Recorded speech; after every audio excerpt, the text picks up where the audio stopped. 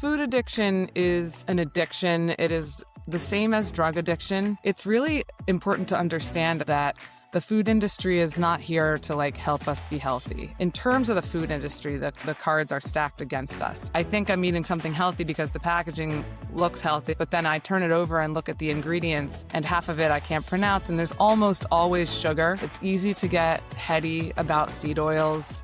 Are they going to kill us?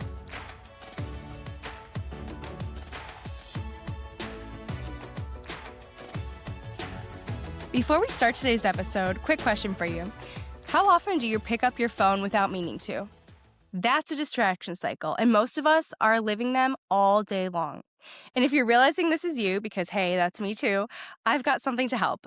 It's a simple text program for Catholic women. I send short, practical texts 3 times a week to help you place intentional roadblocks between impulse and action so you can break the cycle and actually be present in your everyday life. That's it. No courses, no long books, no overwhelm. And probably the best part is it's only $5 a month. And you can join at catholicwoman.co. That's catholicwoman.co. Or if you're watching on YouTube, just scan the QR code. All right, let's dive in. Welcome back to the Catholic Woman Podcast. I'm your host, Marie Hanson, and I am very excited to dive into today's episode. We are going to be talking with Stephanie, and we've kind of done a lot of nutrition and fitness stuff lately. I feel like I'm just on this spring, summer healthy kick. And today we're going to be talking a lot about food addiction and eating disorders. Kind of the difference between the two, and a little bit just more of a deep dive into food, but specifically the spiritual and mental side of it. But before I introduce Stephanie, I would love to tell you guys, I started a free text program. It's not a program. It's basically just you get text updates from me when an episode drops. So instead of having to go to your podcast app, I will just text you the link directly. I'll just text you show updates or sometimes little personal life things. It's just behind the scenes, getting to text me directly. And actually, if you respond, it's me on the other end. I will text you back. So if you'd like to text with me, text show to 973-7646. And I'll put that number in the show notes too, in case you're driving or busy right now and you can't write that down. But I'm super excited. I get to text you guys. Also, we still do Substack. I know I've mentioned this a few times, but Substack is where we can go deeper on conversations. It's kind of blog style. And then I also post these episodes ad-free if you really want to listen to them ad-free. That's all over on Substack. So the link for that will be in the show notes as well. All right, let me introduce you to Stephanie. So Stephanie earned her bachelor's degree in psychology from Westchester University in Westchester, oh my goodness, in Westchester, Pennsylvania. During a fascinating lecture in one of her last remaining electives in college, Stephanie was exposed to acupuncture for the first time. She was so enamored by the science of this medicine that upon graduation, she then embarked on the journey to earn her master's degree in acupuncture and traditional Chinese medicine from Hanson University in Los Angeles, California. As one of the top schools in the nation for traditional Chinese medicine, Hanson offered Stephanie the privilege to train under leading doctors in the field of both traditional Eastern and allopathic Western medicinal services, giving her the unique ability to approach disease from both angles in order to achieve success. She apprenticed under leading doctors of oncology, endocrinology, and orthopedics, and garnered much valuable scientific medical training during this time. Stephanie's massive and delightfully unexpected conversion to the Catholic faith was the direct result of her own personal recovery from bulimia and food addiction, and it is this experience that posits her as a leading expert in the community for those looking to heal from the painful, destructive nature of these illnesses. Her cutting-edge signature recovery program, the Pulse Project, was born from an observed need within the faith community for a sound combination of both neuroscientific and Catholic-centered approaches to healing from food addiction and disordered eating. Stephanie maintains an online group coaching community called the Ember Loft, which welcomes women who are seeking accountability and support from like-minded members as they navigate the recovery journey through the Pulse Project program. Having always been fascinated by nutrition and the concept of using food as medicine, she bridges both facets of her work by teaching others how to use food to their advantage to recover from all kinds of ailments, from pain to athletic performance to food addiction. A devoted wife and mother of 3, Stephanie enjoys this job the most and considers it a high honor to be tasked with the important duty of raising her daughters in the world. Stephanie, thank you so much for being here today. Thanks so much for having me. I am really excited. So, like I mentioned, we have been doing several episodes lately on fitness and nutrition, health and wellness, and I feel like it's just a very springy, summery topic. And one of our previous guests, a Catholic nutritionist, episode 42 for those who are listening, or I'll link it right on YouTube, she talked about her food addiction, or her disordered eating specifically, and I'm really excited to kind of deep dive, but we didn't really talk about it. I'm excited to deep dive that topic today with you. So I just want to start by asking, what is the difference between eating disorders and food addiction? Because I think a lot of people Yeah. commingle the two terms. Yes, and that's a really complex question that has a complex answer because they do commingle a little bit. So I would say there's elements of both inside both, but each Okay. one tends towards one end of the spectrum or the other. So food addiction is an addiction. It is the same as drug addiction. And we can be addicted to actual substances, which I can get into that later, and how the food industry adds specific substances into ultra processed foods that create like literal brain changes the same way drugs do. They light up the same brain areas that cause these like high dopamine spikes, and this person to just then have to chase that to get more and more of a fix. They can also become behavioral addictions. So sometimes I think a lot of people really like routine. You know, it's part of our human nature to have routine. And sometimes, you know, good routine is good, and then sometimes routine can also become detrimental to our productivity in the sense that like behavioral things like I'm going to stop at this gas station and get for whatever on my way home from my dropping my kid off at school and eat them on the way. Like that's a behavior. It's not just Mm-hmm. the actual substance, but it's also the behaviors. So then eating disorders, um, they range in terms of severity and what a person is engaged in. So anorexia is more of like a restriction type of disorder, and then bulimia is more of a binge purge type of disorder, and then there's all kinds of other ones that are in between. And so these are often related to people that feel out of control, and they are needing some way to manage control, whether it's because they're dealing with trauma or past life experience, not past life, but like childhood experiences that they're healing from. And it's a way that when their life feels really out of control, at least they can control their food. And speaking of the behavioral addiction side, one can actually get addicted to those behaviors that they are using in terms of like restricting or binging and purging. It just becomes part of their lives. And so that's where they intersect, where um, one side, the eating disorder side, is usually that, like I said, this control mechanism, and I need to control, I need to make sure I'm in charge of A, B, and C. And then the more that they do that and engage in that, the brain actually starts to change chemically, and they become chemically dependent on those behaviors. So I think that in my experience in practice, both sides, food addiction and eating disorders, often respond to similar treatment patterns and protocols. I'm not a clinician in terms of, you know, professionally being certified to treat an eating disorder. That is something that's not what I tout. I'm more of like an adjunct. My program's an adjunct to people that are getting professional treatment. However, I have been around the block long enough to see clinically how people respond to these treatments, and it is very similar for both sides. So I hope that answers the question enough. Yeah, and you gave me so many follow-up questions that sparked.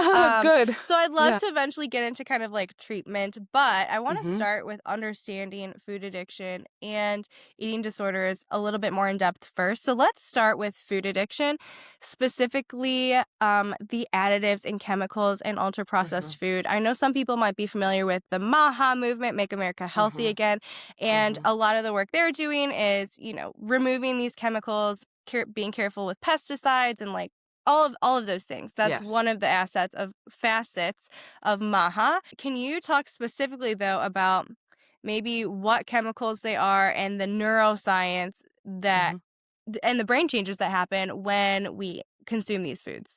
Hmm. Absolutely. That's such an important question. It's really important to understand as well that the food industry is not here to like help us be healthy. And that sounds like a cynical point of view, but it's more of a realist point of view where if you go into the grocery store and pick up a package of anything that's in a package that's not, a whole fruit or vegetable, and you look on the back at the ingredients, most of them you can't pronounce. And they do that kind of on purpose, but also, like, if you know all the science and all the different names of the chemicals, you could probably say, hey, why is this in my food? But that's what they're doing in the government, is trying to debunk this narrative that's like, no, actually, everything's healthy. It's been tested. It's been approved. You can eat this, no problem. And they're trying to basically shed light on the fact that no, all of these chemicals, when being ingested over and over, are actually causing like metabolic havoc on the body, like unbeknownst to the consumer. And so it's sort of like in medicine, this informed consent situation where we're consenting to eat certain foods, but we're not informed properly about Mhm. what's in them. And so we put them in our bodies and then we wonder, well, why do I want that again? Or why do I want this over here? Like I'm really trying to stay good or whatever people want to say. And I have to say that like in terms of the food industry, the cards are stacked against us. And so a little bit of the history, and this is also all in the Pulse Project program, there's a whole module about understanding, and we talk about the history of how the food industry was created and what it was created for. But actually, back in the day when they started realizing tobacco products were causing cancer and smoking was not healthy, because back in the 50s, right, the doctors would even smoke in their offices because it was Mhm. whatever, it's healthy until it wasn't. Those sales plummeted, and the food industry actually hired the same exact people that worked in big tobacco, that were working in tobacco, to research the exact chemicals that kept people hooked. The food industry hired those people to do it with food. And that is exactly what Mm. they've been doing. And that is what MAHA is really trying to do, because it's one thing to know about it as adults, which is it's scary and overwhelming. But I think about the kids and the next generation coming up and like being raised on these foods. Even when we were kids, there certainly were not this level of chemicals in our foods. And so again, it's like that double-edged sword of, I think I'm eating something healthy because the packaging looks healthy and it says it's healthy, and it's well-rounded in terms of macros, but then I turn it over and look at the ingredients and half of it I can't pronounce, and there's almost always sugar. If you look at Mhm. like convenience foods, even meat, like frozen cooked chicken, go and look at it and turn it over and look at the ingredients, not the nutrition label, but the actual list of ingredients. There's almost always sugar in it. Why is there sugar in meat? Because they've proven that putting sugar inside of something creates a literal reaction in the brain that causes it to want more Mhm. and more and more. So yeah. So, yes, I do. So, I have been kind of deep diving this rabbit hole for probably 5 years now, but I know a lot of people are just kind of waking up to this. So, like you said, there is still sugar in meat, but honestly, if people flip the package over, though, it might be hidden as something like Hmm. sucralose, which people might not Yeah. know that means Right. sugar. So, are there certain ingredients? I know there's laundry lists that we should be avoiding, but what are like the top 3 to 5 ingredients you want people to learn the names of and recognize so that if they flip a package over and see that ingredient in it, they know they should not really be eating that food? Happy Nest Home Goods is on a mission to help you do ordinary things with extraordinary love. They offer a wide variety of Catholic gifts and crafts designed to bring God into all the little moments of your life, including Catholic jewelry, lapel pins, stickers, magnets, and Catholic embroidery kits. The heart of Happy Nest's ministry, though, is their line of sacrifice beads. Sacrifice beads are a beautiful devotion practiced by St. Therese of Lisieux as a little girl. Anytime you have something to offer up, like choosing patience instead of anger, suffering a disappointment, or completing a challenging chore with love, slide a bead towards the crucifix while uniting your sacrifice to Jesus' great sacrifice on the cross. Happiness Home Goods crafts all their sacrifice beads lovingly by hand to create a beautiful and durable product. I have them, and truly they are absolutely stunning, beautiful, and such an easy way to bring Jesus into your day, especially as a mom. Choose from a wide variety of both masculine and feminine beads, or even order a set with custom saint medals featuring your own engraving on the back for an heirloom sacrament gift. Flood the world with God's grace by transforming ordinary moments into intentional acts of love. Check out Happy Nest Home Goods at www.happynestHomeGoods.com and use code CatholicWoman, all uppercase Catholic Woman, for 10% off your order. That's happynestHomeGoods.com with code CatholicWoman. Spring in the church is a beautiful season.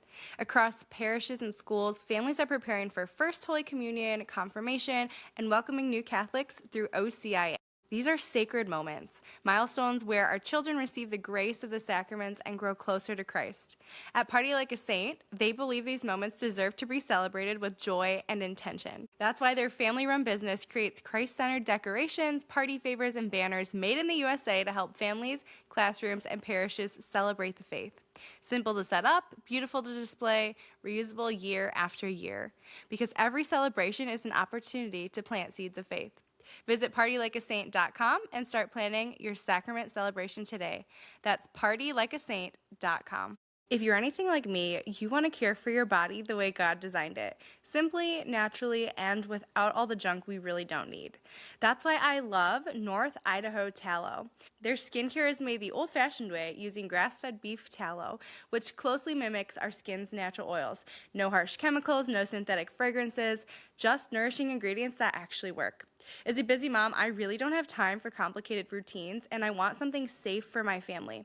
Gentle enough for sensitive skin and effective. North Idaho Tallow checks all those boxes for me, from their deeply moisturizing balms to their clean traditional soaps. If you've been wanting to simplify your skincare and choose something wholesome and thoughtfully made, I really encourage you to try it. I absolutely love it, and I have their tallow on right now. You can visit northidahotallow.com and use the promo code MARIE10 for 10% off your order. That's MARIE10 for 10% off. It's a small way to care for yourself so you can keep pouring into everyone else. Yeah, so I would say anything that's refined. And refined means, grinding it down until it's a very, very fine powder. We do that with sugar and we do that with flour mostly. But anything that ends in an OSE is a sugar. So it can have 3 million letters before it. When it ends in an OSE, it's a sugar. We've got dextrose, sucralose, fructose, all of those oses. And then any kind of flour. So I think there's also this, I know that the gluten-free thing was very popular not long ago, and still a little bit, it still is. And that it's not bad to be gluten-free. I think that's fine. A lot of people really, really need that.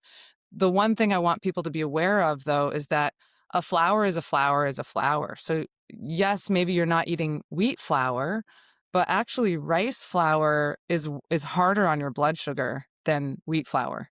It's going to spike it more, and that's going to cause this insulin response that is, when your insulin gets high enough, eventually your body needs to regulate the blood sugar in your bloodstream. And then once it's done with that, you have this downfall, this this crash of insulin. And because of that, you start to feel woozy and like headachy. And before you know it, you're like, I need something to eat. I need something else to eat. So these highly refined flours are all kind of the same thing. So any kind of flour that you see in a package, it's really pretty easy because most of them are called flour. So like, anything that's like a grain, like amaranth flour, rice flour, all those things, they're still flour and highly refined. Now, something that has like almond flour or a flour that's made from nuts is less so because it is a nut product. It's protein and fat. It's not necessarily this grain. You still have to be careful about almond flour or nut flours because they're dense, they're calorie dense and nutrient dense. But that would be probably a good alternative. So I would say any of the oses and any kind of flour, if you can kind of gauge that in the products that you're buying, you're actually really in good shape. And then the rest of them, there's going to be chemicals in ultra processed foods in general. There just are because we need to keep them on the shelf and preserve them. So if you look at like maybe making 20 to 25% of your diet if you want to have those, just have it be that percentage and the rest from whole foods. And then the percentage of the processed foods that you're eating, just look at the package and see what it's made of. So whole grains, sprouted grains, things like that, those are fine. Those are a lot Okay. easier to digest. They're a lot easier on the insulin, and they're a little bit more expensive, but they're worth it, in my opinion. Okay. That was going to be my follow-up question is, do you not eat any kinds of grains? So what grains? So whole grains, Yes. what was the other kind of grain you said? Sprouted grains. So Sprouted sprouted grains, grains okay. are sort of almost pre-digested because the germ has sprouted and it's become almost like a plant more so than a grain, if that makes Okay. sense.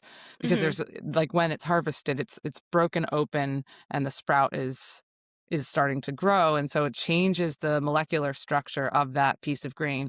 Personally, I do eat grains, but they're only whole. So I'll have whole rice or any kind of grain, quinoa, farro, and oats I eat. But I don't have any kind of refined grains or sugar of any kind. Okay. Okay, good to know. So do you, for things like bread, do you just not eat bread, or like do you do whole Yeah. wheat? I know most of the whole wheat bread at the store has added sugars and Yeah. things like that. So I personally don't eat bread, but I'm not against bread. I think Ezekiel bread is one of the best kinds that you can eat. Uh, there's a lavash type of like flatbread. It's called Okay. Joseph's, I think. Okay. Joseph's lavash. That's a really good one. Um, and I want to say Bob's Red Mill has a good sprouted, any kind of sprouted grain loaf. Usually because they're sprouted grain, they're more susceptible to mold. So they're either in the freezer or refrigerator section. Again, they're a little pricier, but they're so much better for you. That's good to know. Yeah, all the Ezekiel breads that I know of are in a freezer section at my grocery Mm-hmm. store. So if you're looking for those, that's a good idea. Check the freezer section. So before I kind of switch gears and ask another question, I just want to ask, there are a lot of moms who listen to this show with little kids. Mm-hmm. I have a 3 and 1-year-old. It's really hard to switch Uh-huh. their diet from something that it has a lot of refined, particularly flour. We try to avoid refined sugar, but it definitely has a lot of flour in it. And like you said, it's pricey and we're a young family. So what would your Right. suggestions be for people who are like me, who don't have a huge food budget and have very Mm-hmm. little kids? That is a great question. And I just want to say out loud that I've got 3 kids and I get it. I get it. And like at some point, it needs to be calories are more important than anything. Yes. Um, but it's not that hard to, it takes a bit of planning, but it's not that hard to kind of find recipes of things that you can make, which I know sounds also daunting, but you can find rhythms of things. Like one of the things that I love making for my kids are these power balls, which are just peanut butter and honey or any kind of nut butter and honey with oats, maybe some like mini chocolate chips or dried cranberries or whatever they like. And then I can Mhm. add stuff in there. Like sometimes I'll sneak chia seeds in there. It's a really great source of protein and fiber, omegas, or flaxseed or things that they're not noticing, but they like love Mhm. these treat things. And I stick those I'll like batch make them and stick them in the freezer. I will say if you want to tackle the flour situation, which is also super, super hard with kids, it's not as hard anymore with sugar. I think there's a lot of Mhm. alternatives that are out there. They're starting to wake up. The companies are starting to wake up. But the flour thing, the Ezekiel brand makes a really good English muffin. And Okay. so a lot of the kids don't like the breads because they're on the Mhm. drier side. But They the are English dry, yeah. muffin is you can be so versatile with those. You can thaw them and cut them up in pieces and toast them or dip them in something or make it like a little bit more exciting to eat. And then I would say if you've got young ones, this is something that I could have done better with my own kids, and I see other moms do it, is trying to develop their palates to prefer vegetables or fruit, like whole fruits or things like that, so that if they want to munch on something, like you can give them a cucumber and those are also even like not only more filling in the moment, but they don't spike the blood sugar and have the kid wanting more in 10 minutes. Because for me, like if I Mhm. give my kid a bowl of goldfish, which really is easy, and I'm not saying I never do that, in like a half an hour, they want another bowl, Yeah. Whereas if I give them like a meat stick or a cucumber, they're like, oh, I'm good for a while. Mhm. Yep. Yeah, that's a really good point. Okay, so then before we move on, one more question. What are your thoughts? And And you don't have to go too in depth on this, but what about like seed oils and food Mhm. dyes? Those are two really big things. Yeah, those are big ones. Seed oils, I feel bad for moms. I just do because they're in so many things. And so Mhm. it's easy to get heady about seed oils. And I think there's this huge fear right now about them, and they're not ideal. We don't need to have them be our only source of fat. Are they in things? Yes. Are they going to kill us? No. Like they're not. They're not going to Mhm. in the grand scheme of things compared to all the other stuff that's in the food, the seed oils are not going to kill us. Do we want to look for healthier fats? Yes, I think that butter is one of the most amazing foods on the planet, and it gets a really bad rap. And it's one of the healthiest things that you can feed your kids. So if Mhm. you see things that have butter in the ingredients, that's even a buttery croissant. Yes, there's flour in there, but like the fat from the butter can help counteract the blood sugar spike that the flour is going to have. So it's like those types Interesting. of balancing things. Um, but again, olive oil, avocado oil, those are a little bit more pricey. And so I want to Mhm. be sensitive to that because it's really hard to feed our kids well. It's Mhm. expensive. And so I would say, like, as a general rule, to limit seed oils, but don't be so terrified of them. Yes, they're not great and we want to eliminate them, but they're not like this, oh my gosh, it's gonna kill me right now. That's so good. I feel like seed oils have been demonized so much, and I understand they are bad. A lot of them are petroleum based and crazy things like that. Yeah. But to know that it's not like as horrible necessarily as some people are making it out to be, especially as a mom. Sometimes you just need Yeah. to give your kid a snack. You don't Oh, have an hour to bake it. You're like, here, you right, need to eat. And like you said, right. calories sometimes, especially with little kids, are the most important thing. I have Yes. one great eater who will eat literally anything, carrots, cucumbers, like, and then one very picky eater. And So sometimes she hard. just won't eat anything in a day. And Yeah. I'm like, you need to eat. You're wasting away. So I really appreciate that you just said that because yes, they're not great, but it's ultimately food is, like you Yeah. said, I'm a calories sometimes are realist. the most important part. Yes. And that's what's so Exactly. hard sometimes with the We have Maha to. movement and the Yeah. influencers. It Yes. it, it can be. And also I think there's this unspoken blindness of how expensive it is to cross all the T's and dot all the I's if we're going to have a perfect diet for our kids. And then, people that are on a budget are like, oh my gosh, I can't believe, like, what am I going to feed my kids? And they go crazy about it. And Mhm. really, like, just feed your kids, love your kids, hug them, hold them, put them to bed, tell them stories. Like, those are the brain food that they're really, really thriving on. And then the Mhm. diet will come. And I know plenty of kids that only eat pasta. Okay, that's where we are. Put It's some my butter on picky it. one. Yes. Yeah, give them some fat with Yes. it, put some butter on it or a We little do butter cheese, I and don't know. salt. Yes. Yeah, yeah. Exactly. Okay, that's really good to know and that's helpful and being realistic about it is really good. So let's talk a little bit about the neuroscience and like the habits side of things. So what are some I know you said a lot of food addiction can be habit based and I know for me that was definitely the case. It's I'm bored, I'm going to get a snack or it's I've put the kids to bed, my husband works second shift. I got nothing to Mhm. do. I'm going to have a snack. Yeah. And so I know that's a lot of people. It's just kind of a habit when they're bored or they're watching a movie or, this, that, or the other thing. I'm dropping their kids off. So, what are some neuroscience backed habits or rhythms, even outside a formal program, that can support healthier relationships with food in the body? Sure, yeah. So I don't know if you're familiar with the HALT technique. It's an acronym, but it's kind of a general basic, what am I feeling? So if you're feeling like you're wanting to reach for a snack and it's not really time to eat, you say HALT. The H stands for am I hungry? The A is am I angry? The L is am I lonely? And the T is am I tired? And so if you can answer all of those questions and they're all no's, then you can either, if you want to have the snack, you're going to have the snack and maybe reassess. Or let's say you answer a yes to one of them. Well, why am I tired? Why am I feeling lonely? And the reason that this habit change is really hard to enforce is because our brains are so wired to being comfortable. Our brain's job is to keep us alive. It does not care how it does it. It does not care, how distressed we are in terms of like what we just ate. It's keeping us alive by the habits that sustain us, whether they're healthy or not. And so to change the way that the brain is wired takes some work and some discomfort. So I would say in terms of a habit that we can adopt that's kind of it's more of a mindset change, is that like changing these habits is going to be uncomfortable. And that's really the feeling that we don't want to sit with when we pick up the food, because it starts to feel like, itchy out of my skin. Oh my gosh, if I could just have that one, I'm just going to have that one.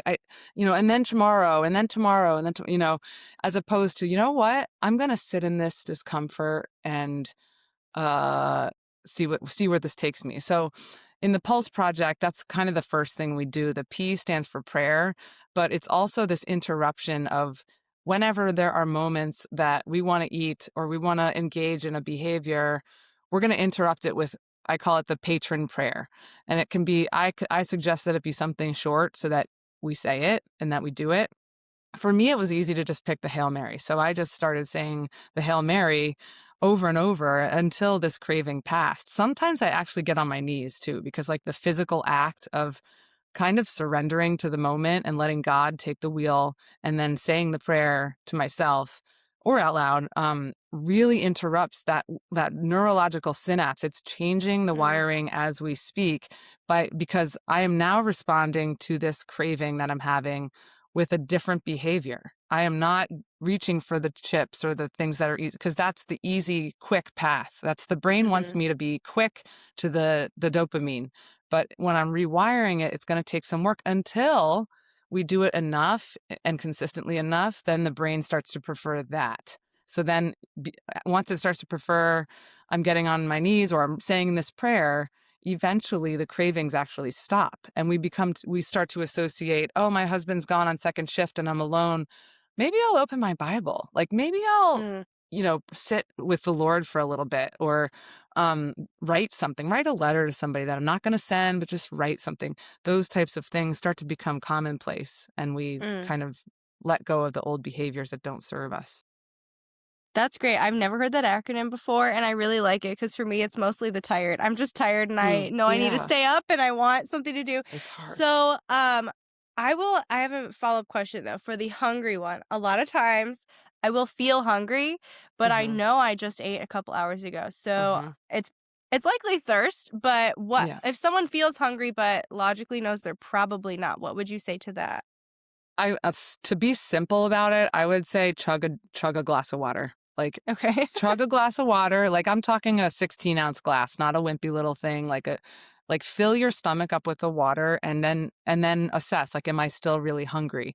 And then you can go through halt again. Like, because a lot of times hunger is emotional. It's not physical. It's not this like, oh my gosh, my stomach's empty. We know our stomachs are not empty, right? Like, so it's then we go into this assessment of what am I feeling right now? And for me, I'm always feeling something that's distressful, like always. It's like, oh my gosh, I didn't get the permission slip in. Oh, I have to schedule that appointment. Oh, I have to cancel that one, or this is due. There's just always this ticker tape. It's like we talk about the Wall Street ticker tape. Like that's the inside of my brain as a mom, is just like the constant barrage, and that makes me tired. And then I trick myself and think that I'm hungry, and I can actually the emotional hunger can show up as feeling like physical hunger. But when we start to learn about our responses to life and how we look at the world and how we manage our stress, and we really look at, okay, well, I ate an hour ago. I don't need more food, even though my body is telling me I should have more food because it's telling me I'm hungry. I know that these are just feelings, and feelings are not facts. My next meal's always coming. I'm going to eat at this time that I say. Like for me, I actually have meal times that I have to stick to. That's just my own story. And so I get to tell myself, well, no, I know that my last meal was enough and the next one's coming, and I'm going to wait for that. And in the meantime, if I want to drink 2 gallons of water, I will do that. Or I'll go on a walk. And if I have little kids sleeping and I can't effectively go on a walk, maybe I'll do some jumping jacks or like get my heart rate up to kind of move those feelings through my body so that I can replace them with other things, other feelings. Mm. I really like that. And yeah, kind of replace it, almost like busying yourself so that you Yeah, distract yourself from the emotional right. hunger that's showing up as physical hunger. I like that. So, what are some common misconceptions about food addiction and spiritual discipline that can hurt someone's progress? Mm, yeah, that's a great question. So, first of all, I have to say that food addiction is nobody's fault. It is not something that is a moral issue. It is not something that someone has done wrong or messed up. It is certainly not something that should ever be shamed about a person. I think there's this stigma in our culture that if you can't get it together with your food, what's the matter with you? Well, we don't say that to alcoholics. I think we used to when we didn't acknowledge it as an illness. But now we don't. If someone tells us they're an alcoholic, there's this immediate, oh, okay, like I'll make sure that I don't offer you a drink or whatever. But the word food addiction is not, it hasn't caught on yet. It's slowly becoming a thing, but it's still very stigmatized. And Mm-hmm. so kind of taking that, stepping back and looking at the big picture that there are a lot of things that are stacked against us in the culture and what we tell ourselves about our bodies and our food, but also in the literal food that is being manufactured for us. So I Mm-hmm. would say, like, just to not, do not, it's not a moral issue. Now, in terms of the spiritual part of it, I think what I love about Catholicism is that it's a wrestling. It's always a wrestling. We are not told to not question our faith. We are told to question it, right? And it doesn't mean that we have to doubt everything, but if we have doubt, that's not a sin. We Mm-hmm. find the answers and we search for the answers, whether it be scripture, a spiritual director, a Bible study, or our peers. But those, like, God gives us this amazing faith as a gift, and it's really such a powerful tool to combat all of the lies that we tell ourselves about whatever food addiction we're dealing with or eating disorder, which there are a ton. And there's a lot of lies that are in our minds about these things that we're not even talking about. One of Mm-hmm. the biggest lies I think the enemy uses against us is that I'm all alone. No one else is dealing with this. No one else can everyone else can manage their food. Look at how they're eating perfectly fine. And why can't I get it together? And it's just me, like no one else deals with this. That's such a common thing and no one talks about it. So then Mm-hmm. there's all these people walking around dealing with the same thing and they're not talking about it. So then they're all feeling alone. And so that's what I love about the faith is that it brings people together in such a way that the Holy Spirit enters the room when we're together, and all of a sudden we're pouring out whatever ABC we has been on our hearts. And then it's, oh, I've been dealing with that too. Oh, I've been dealing with that too. So I think that's where the spirituality comes in terms of like battling this illness is not only with God, but also community and other people that are walking the same path. Mm. That's really helpful. And I do think, like you said, a lot of it is not our fault with the chemicals and the additives and the marketing even. When you think about how many Yeah. commercials there are for, you know, processed foods versus how many Hmm. there are for a banana. No one's advertising a banana on Right. TV or, you know, anything like that. But where does it cross the line from food addiction to gluttony? Because I know Mm. gluttony is one of the seven cardinal sins, and it is a big deal. But where I feel like the line for that is very messy.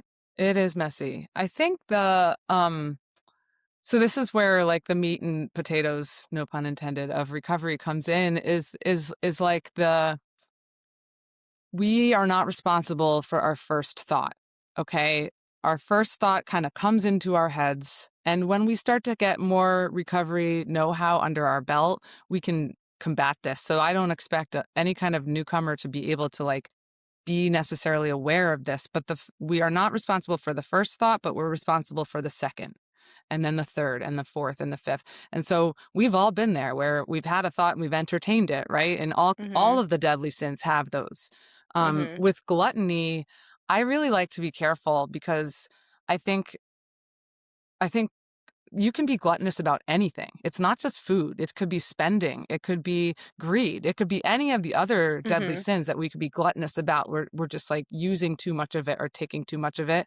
And Mhm. so with food, I think, again, it's the more you know, the better you can do.